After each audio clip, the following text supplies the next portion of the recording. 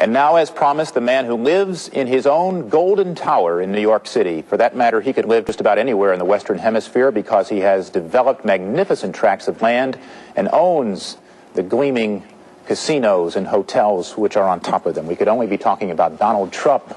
Thank you, Mr. Trump, for joining us this morning.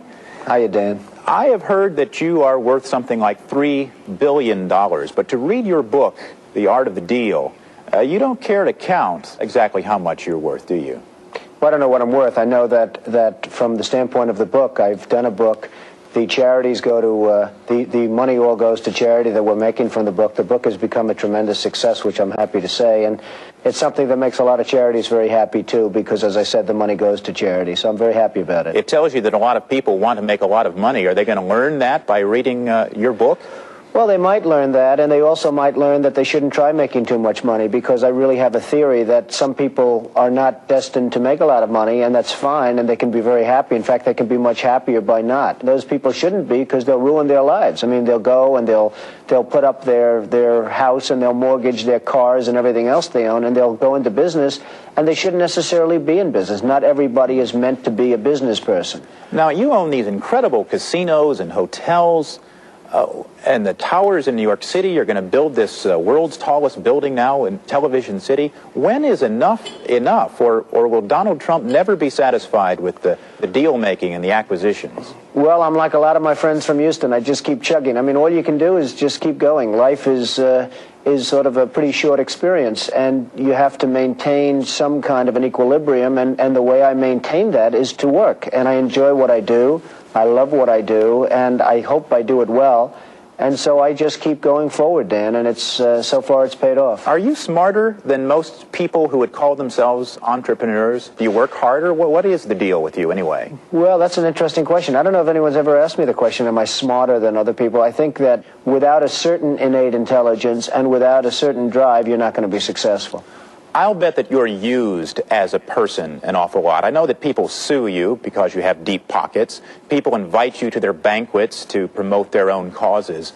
And in a more personal way, I suppose that people come up to Donald Trump, and to them, money is your complete identity. And they don't approach you with the kind of personal respect that I'm sure you deserve. That must aggravate you, must bother you. Well, it becomes a somewhat impersonal life, unfortunately, and I will tell you that I'm not sure that that's a very good thing or a very healthy thing, but it's where I am, and there's not, unfortunately, very much I can do about it, but maybe I wouldn't want to. I have my friends. I have some very, very good friends, and I guess I have some very good enemies, and I like it that way somehow, and I really believe in trashing your enemies and really being loyal to your friends. I'm a strong believer in loyalty, Dan. I keep wondering about little details of your life. Are you carrying your wallet this morning? I am carrying my wallet. How much cash do you have in your wallet? Probably none. I don't keep cash in a wallet, and I don't carry very much cash. You know, there's not very much reason to carry cash, I guess, but I don't carry very much. But I keep none in my wallet, I can honestly say. Your credit's probably pretty good. I guess the credit is good. Do you pump your own gas at the service station? No, not generally. And if I can, you know, it's one of the nice little luxuries in life to be able to say, hey, I'll pay the extra 5 cents a gallon. And on, say, Friday or Saturday night, do you ever sit around in your underwear and order pizza, rent a movie, Absolutely. Just stay at home? Absolutely. That's an important element in life. I mean, frankly, you're mentioning one of my best and favorite phases in life. I love just being home, relaxing, take it easy, watching television, and maybe necessarily if there's pizza, that's good too. But there's nothing like that kind of relaxation, Dan. In your cozy 80-foot living room. What doesn't money buy anyway? Well, I've always said, you know, money isn't a totally essential ingredient, but it does make life a little bit easier in terms of the medical and in terms, you know, people say, well, money can't buy happiness, and they're absolutely right.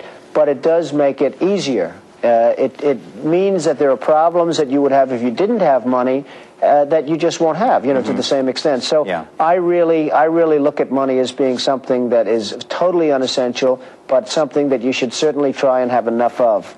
Because death is the great equalizer, and because we all leave this life with exactly the same amount, I wonder if you have much of a spiritual life. Well, I'm not sure that we do leave with the exact same amount. I mean, I'm leaving a lot of money to charity, as an example, when I leave, and I think that's going to benefit a lot of other people. So I don't know if we can really say that we leave with the exact same amount. I'm going to leave with a very good feeling that I've done something and left something behind.